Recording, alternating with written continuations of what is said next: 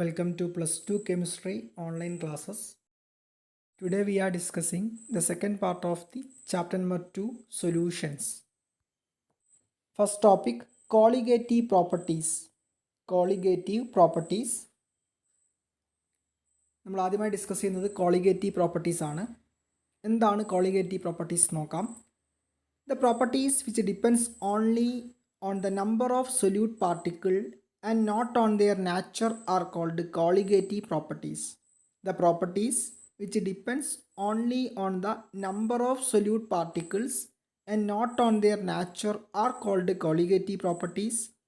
The important colligative properties are relative lowering of vapor pressure, elevation of boiling point, depression of freezing point and osmotic pressure. Colligative properties എന്ന് പറഞ്ഞാൽ number of solute പാർട്ടിക്കിളിൻ്റെ നമ്പറിനെ എണ്ണത്തിനെ depend ചെയ്യുന്ന അതിൻ്റെ നാച്ചറിനെ depend ചെയ്യാത്ത പ്രോപ്പർട്ടീസിന് പറയുന്ന പേരാണ് colligative properties.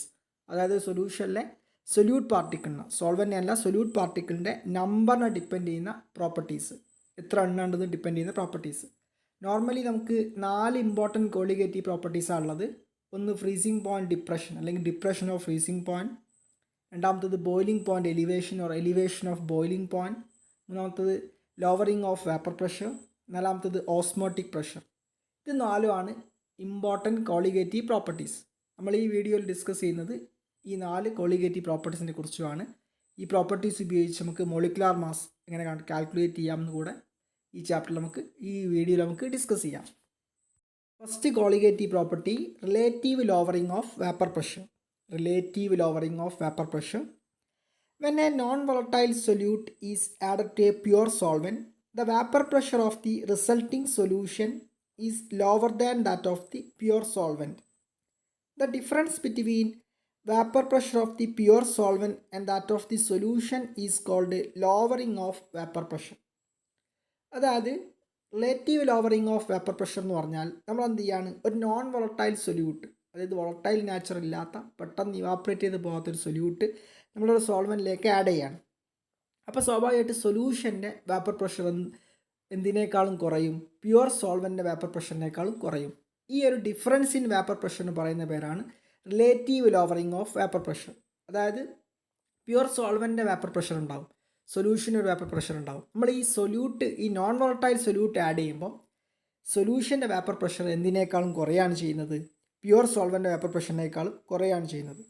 ഈ ഒരു ഡിഫറൻസിന് പറയുന്ന പേരാണ് relative lowering of vapour pressure. ഈ relative lowering of vapour pressure mole fraction equal ആയിരിക്കും. Relative lowering of vapour pressure of the solution equal to mole fraction of the solute പാർട്ടിക്കിളിൻ്റെ മോൾ ഫ്രാക്ഷന് ഇത് ഈക്വൽ ആയിരിക്കും. അപ്പോൾ അത് വെച്ച് നമുക്ക് എന്ത് കാൽക്കുലേറ്റ് ചെയ്യാം, മോളാർ മാസ് കാൽക്കുലേറ്റ് ചെയ്യാം, സൊല്യൂട്ടിൻ്റെ മോളാർ മാസ് കാൽക്കുലേറ്റ് ചെയ്യാം. അതിനൊരു ഇക്വേഷൻ ഉണ്ട്. ഈ ഇക്വേഷൻ വെച്ച് പ്രോബ്ലംസ് ചോദിക്കും. നമുക്ക് ആ ഇക്വേഷൻ ഒന്ന് നോക്കി നോക്കാം.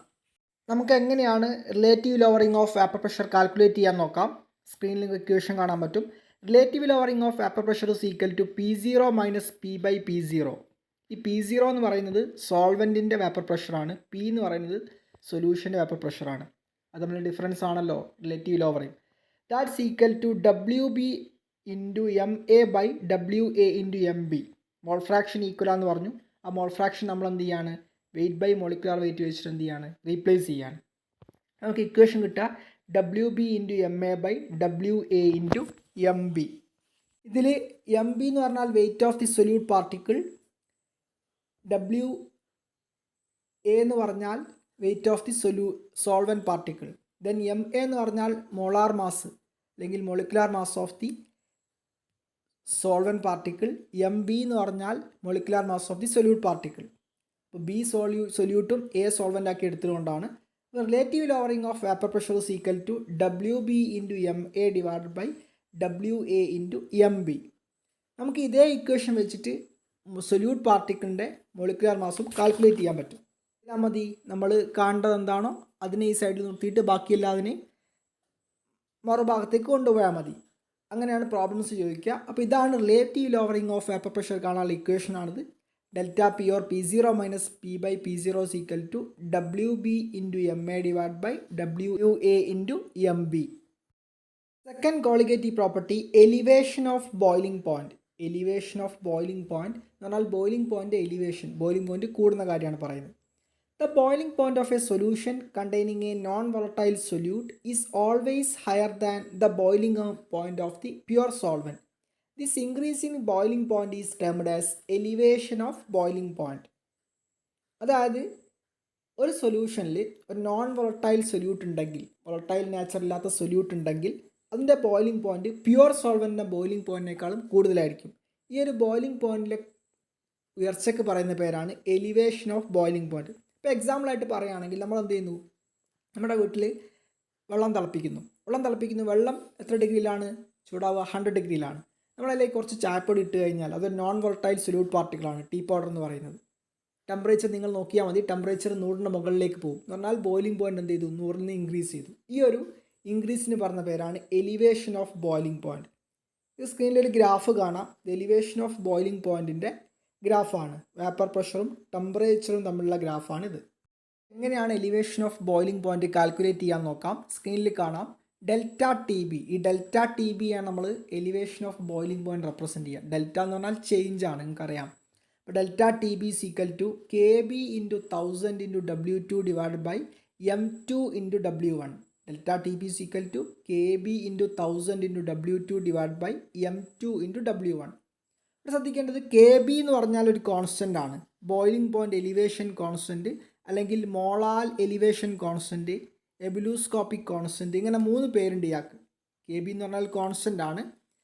ബോയിലിംഗ് പോയിൻറ്റ് എലിവേഷൻ കോൺസ്റ്റൻറ്റ് അല്ലെങ്കിൽ മോളാൽ എലിവേഷൻ കോൺസ്റ്റൻറ്റ് എന്നാണ് ഇയാൾ പറയാം. അപ്പോൾ ഇതൊരു കോൺസ്റ്റൻറ്റ് വാല്യൂ ആണ്. ഇൻറ്റു 1000 ഇൻറ്റു W2 എന്ന് പറഞ്ഞാൽ weight of the solute. M2 എന്ന് പറഞ്ഞാൽ molar mass of the solute into W1 wait of the solvent. ഇത്ര അറിഞ്ഞ് നമുക്ക് എന്ത് കാൽക്കുലേറ്റ് ചെയ്യാം? ഡെൽറ്റ ടി ബി കാൽക്കുലേറ്റ് ചെയ്യാം.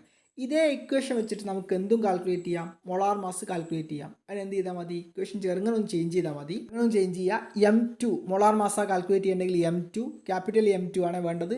അത് സ്ക്രീനിൽ സ്മോളാണ് കാണുന്നത്. Is equal to 1000 into K B into W2 divide by W1 into delta T B. അപ്പോൾ നമുക്ക് molar mass of the solute കണ്ടുപിടിക്കാൻ എന്ത് ചെയ്താൽ മതി? നമുക്ക് ഡെൽറ്റ ടി ബി അറിയെങ്കിൽ ഈ ഇക്വേഷനിൽ M2 ഡെൽറ്റ ടി ബിയും ചേഞ്ച് ചെയ്താൽ മതി. ഇങ്ങനെയാണ് നമ്മൾ എന്ത് ചെയ്യുക? Elevation of boiling point calculate ചെയ്യുക. Colligative property depression in freezing point. Freezing പോയിൻറ്റിലെ depression. The freezing point of a solution containing a non volatile solute is always less than that of the pure solvent. The decrease in freezing point is called as depression in freezing point.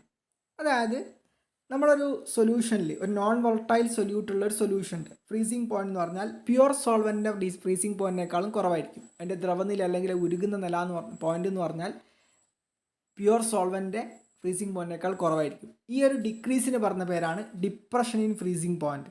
ഇതിൻ്റെ ഗ്രാഫും സ്ക്രീനിൽ കാണാൻ പറ്റും. ഇതിന് നമ്മളെന്ന് പറയുക depression in freezing point. ഇതൊരു colligative പ്രോപ്പർട്ടിയാണ്. അതായത് ഈ നമ്പർ ഓഫ് സൊല്യൂട്ടിനെയാണ് എന്ത് ചെയ്യുക? ഡിപ്പെൻഡ് ചെയ്യുക. ഡെൽറ്റ ടി എഫ് കൊണ്ടാണ് ഡിപ്രഷൻ ഇൻ ഫ്രീസിംഗ് പോയിന്റ് എന്ത് ചെയ്യുക? റെപ്രസെൻറ്റ് ചെയ്യുക. ഡെൽറ്റ ടി എഫ് സ്ക്രീനിൽ ഇക്വേഷൻ കാണാം. Delta T F is equal to K F into WB by MB into 1000 divide by WA. Delta T F is equal to K F into WB by MB into 1000 divide by WA. ഇതിൽ K F എന്ന് പറഞ്ഞാൽ freezing point depression constant ആണ്.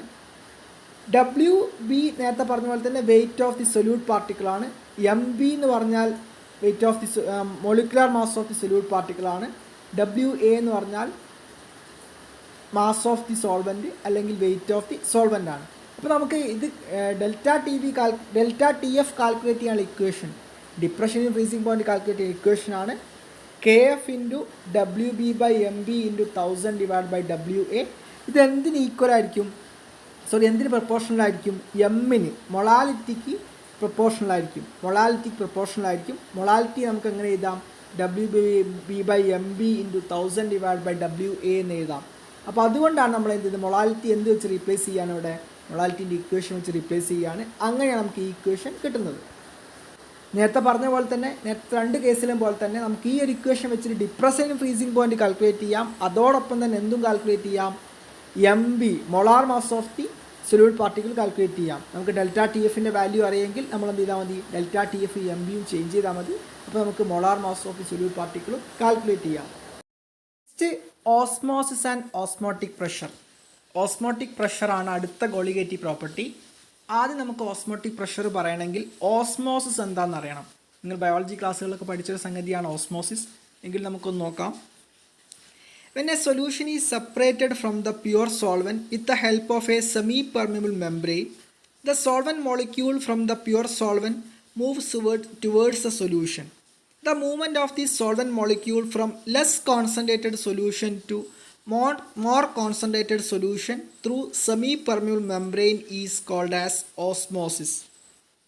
The movement of the solvent molecule from less concentrated solution to more concentrated solution through semi permeable membrane is termed as osmosis. അതായത് നമ്മൾ എന്ത് ചെയ്യുന്നു, solvent molecule കുറഞ്ഞ concentration less concentrated സൊല്യൂട്ടിൽ നിന്ന് more concentrated സൊല്യൂട്ടിലേക്ക് ഒരു semi permeable membrane, നമ്മളൊരു semi permeable membrane വെക്കുന്നു. അത് ഫുൾ പെർമിയബിൾ അല്ല, സെമി പെർമിയബിൾ ആണ്. അപ്പോൾ അതിന് എന്ത് ചെയ്യുന്നു, ലെസ് കോൺസെൻട്രേറ്റഡ് നിന്ന് മോർ കോൺസെൻട്രേറ്റിലേക്ക് എന്ത് ചെയ്യുന്നു, മൂവ് ചെയ്യുന്നു. ഈ ഒരു പ്രോസസ്സിന് പറയുന്ന പേരാണ് ഓസ്മോസിസ്. നമുക്കറിയാം നമ്മുടെ പല ബയോളജിക്കൽ പ്രോസസ്സിൽ ഓസ്മോസിസ് ഇമ്പോർട്ടൻ്റ് ആണ്. പക്ഷെ നമുക്കിവിടെ കോളിഗേറ്റീവ് പ്രോപ്പർട്ടി എന്ന് പറഞ്ഞാൽ ഓസ്മോട്ടിക് പ്രഷറാണ്. ഓസ്മോട്ടിക് പ്രഷർ ഓസ്മോസിസ് പ്രിവെൻറ്റ് ചെയ്യാൻ വേണ്ട പ്രഷറിനെ നമ്മൾ ഓസ്മോട്ടിക് പ്രഷർ എന്ന് പറയാം.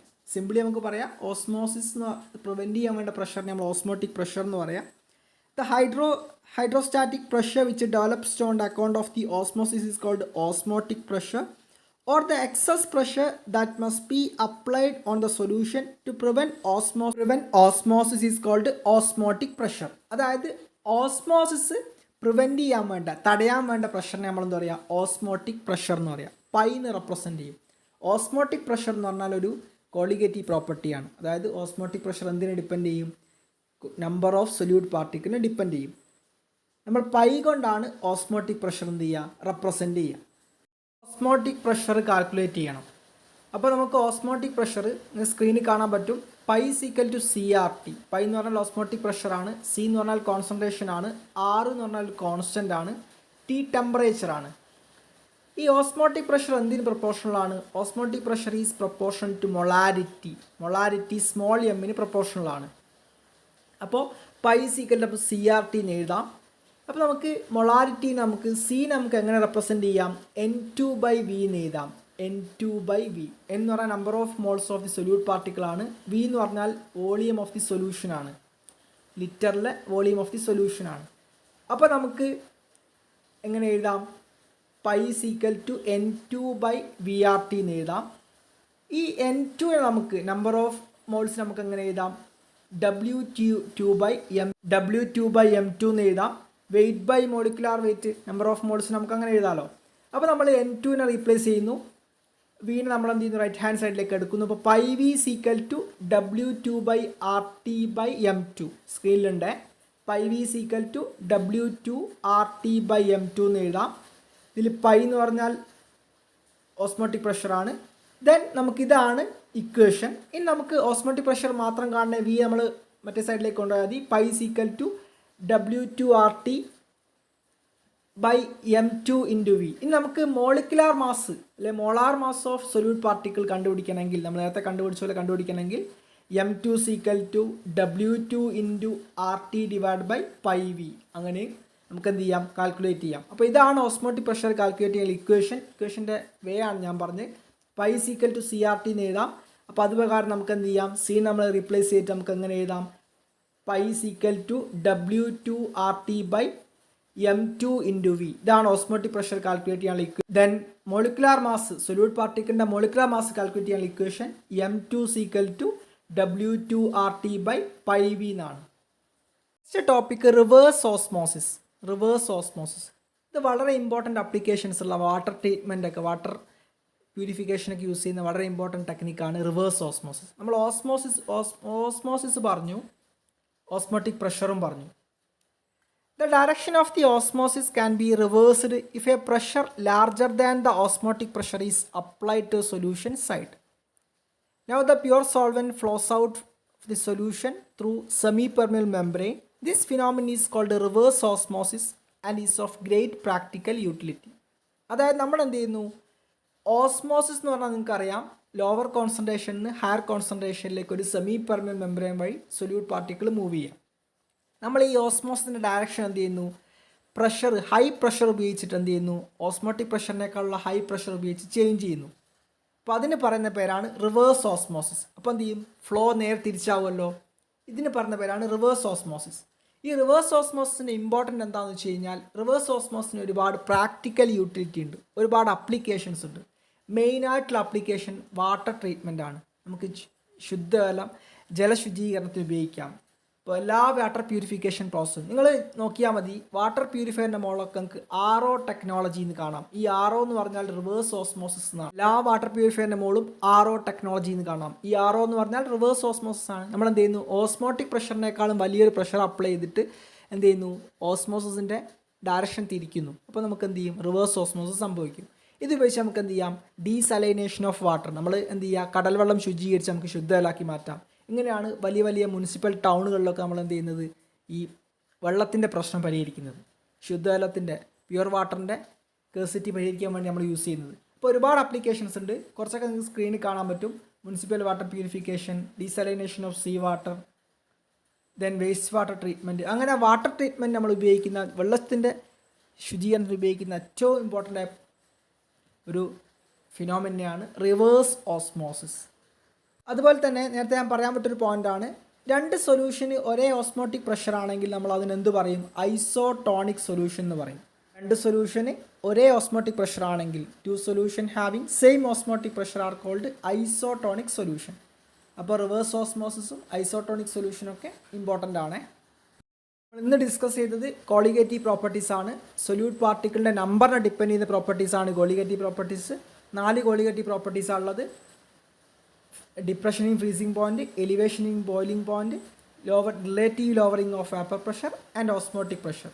ദെൻ റിവേഴ്സ് ഓസ്മോസിസ് പറഞ്ഞു, ഐസോടോണിക് സൊല്യൂഷൻ പറഞ്ഞു. ബാക്കി നമുക്ക് എന്ത് ചെയ്യാം, നെക്സ്റ്റ് വീഡിയോയിൽ ഡിസ്കസ് ചെയ്യാം.